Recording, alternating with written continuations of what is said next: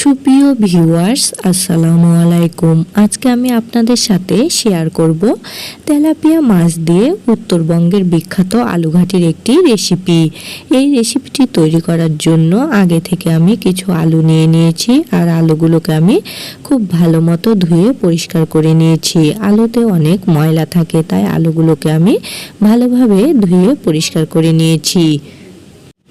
এখন আমি আলুগুলো সিদ্ধ করে নেব। এজন্য চুলাতে একটা কড়াই বসিয়ে দিয়ে ধুয়ে রাখা আলুগুলো দিয়ে দিলাম, আর আলুগুলো সিদ্ধ হওয়ার জন্য কিছুটা পানি দিয়ে দিলাম। পানি দেওয়ার পর এখন আমি ঢাকনা দিয়ে ঢেকে দিলাম। ঢেকে এখন আমি এগুলোকে সিদ্ধ করে নিব।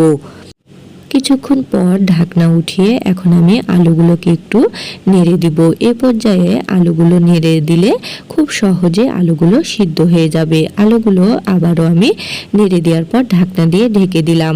আরও কিছুক্ষণ পর ঢাকনা উঠিয়ে এখন আমি আলুগুলোকে চেক করে নিব সিদ্ধ হয়েছে কিনা।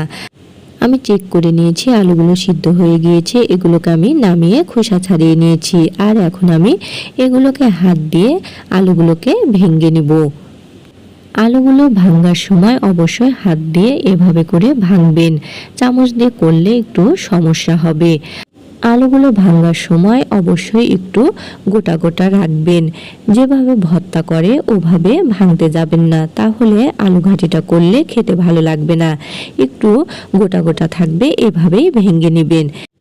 এই দেখুন, আমার সবগুলো আলু ভাঙ্গা হয়ে গিয়েছে। এগুলো আমি একপাশে রেখে দিলাম। আর এখন আমি একটা তেলাপিয়া মাছের মাথা আর একটা পেটি নিয়ে নিয়েছি। আর চুলাতে আমি আবারও একটা কড়াই বসিয়ে দিয়ে কিছুটা রান্নার তেল দিয়ে দিলাম। তেলটা যখন একটু গরম হয়ে আসলো তখন আমি কিছু পেঁয়াজ কুচি করে রেখেছিলাম, সেগুলো দিয়ে দিলাম। পেঁয়াজগুলো দেওয়ার পর এখন পেঁয়াজগুলোকে আমি নেড়ে চেড়ে হালকা ব্রাউন করে ভেজে নিব। একদম বেরেস্তা করলে হবে না, হালকা একটা ব্রাউন কালার আসলেই হবে।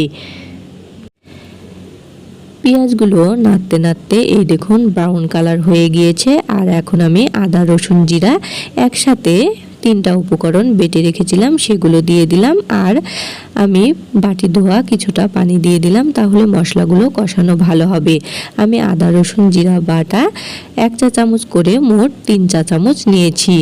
এগুলো কিছুটা নাড়ার পর এখন আমি স্বাদ অনুসারে লবণ, 1 চা চামচ পরিমাণ হলুদ গুঁড়ো, 1.5 চা চামচ পরিমাণ মরিচ গুঁড়ো দিয়ে দিলাম। সমস্ত উপকরণ দেওয়ার পর এখন আমি মশলাগুলোকে খুব ভালো মতো কষিয়ে নিব।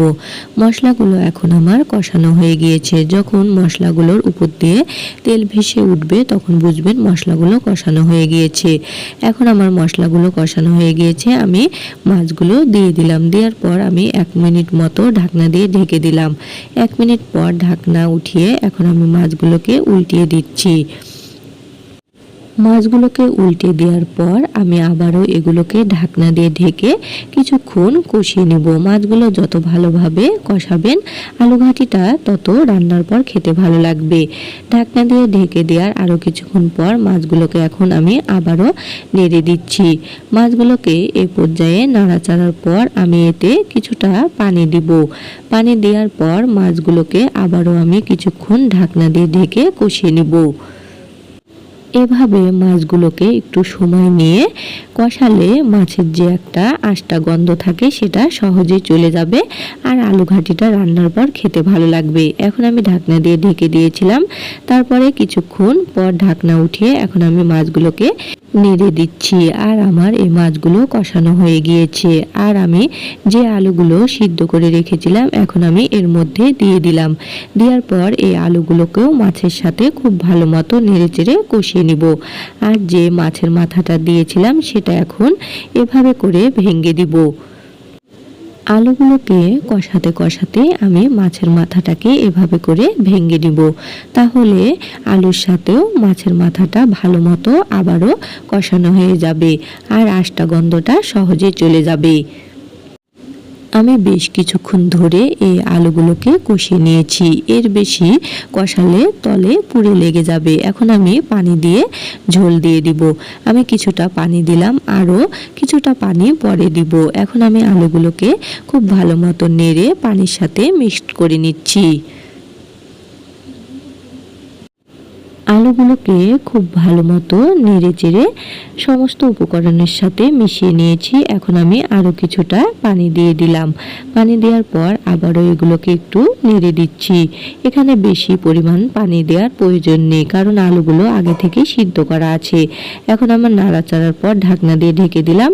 আরও কিছুক্ষণ পর ঢাকনা উঠিয়ে এখন আমি আলুগুলোকে আবারও একটু নেড়ে দিচ্ছি। আলু ঘাটিটা কিছুক্ষণ নাড়ার পর এই পর্যায়ে আমি আধা চা চামচ পরিমাণ ভাজা জিরা গুঁড়া দিয়ে দিলাম। এ পর্যায়ে ভাজা জিরা গুঁড়াটা দিলে আলু ঘাটিটা রান্নার পর ভাজা জিরা গুঁড়া থেকে একটা সুন্দর গন্ধ বের হবে আর তরকারিটা খেতে খুব ভালো লাগবে। তারপরে নাড়াচাড়ার পর আবারও ঢাকনা দিয়ে ঢেকে দিলাম। ঢাকনা দিয়ে ঢেকে দেওয়ার কিছুক্ষণ পর ঢাকনা উঠিয়ে এখন আমি আলু ঘাটিটা নেড়ে দিচ্ছি। আর আমার আলু ঘাটিটা এখন পারফেক্টভাবে রান্না হয়ে গিয়েছে। আর এই আলু ঘাটির ঘনত্বটা হবে এরকম, বেশি গাঢ়ও না আর একদম পানি পানিও হবে না, এরকম মিডিয়াম থাকবে। এখন আমার এটা হয়ে গিয়েছে। এখন আমি ঢাকনা দিয়ে ঢেকে চুলা অফ করে কিছুক্ষণ দমে বসিয়ে দিয়েছিলাম।